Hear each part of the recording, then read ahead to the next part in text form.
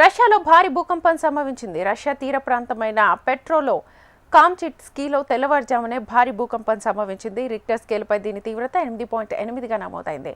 దీంతో రష్యాలోని కురిల్ దీవులు, జపాన్లోని హోక్కైడో దీవులను సునామీ తాకింది. రాకాశాలలు భారీగా ఎగసిపడుతున్నాయి. భూకంపం కారణంగా అనేక భవనాలు కొన్ని నిమిషాల పాటు కుదేలయ్యాయి.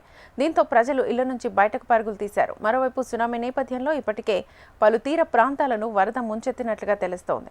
ఆయా ప్రాంతాల్లో అధికారులు సహాయక చర్యలు చేపట్టారు. అటు హవాయ్, చిలీ, సోలెమన్ దీవులు, అలస్కా, ఒరెగాన్, వాషింగ్టన్లోని కొన్ని ప్రాంతాలను కూడా సునామీ తాకే అవకాశం ఉందని హెచ్చరికలు జారీ అయ్యాయి. దీంతో స్థానిక అధికారులు అప్రమత్తమయ్యారు.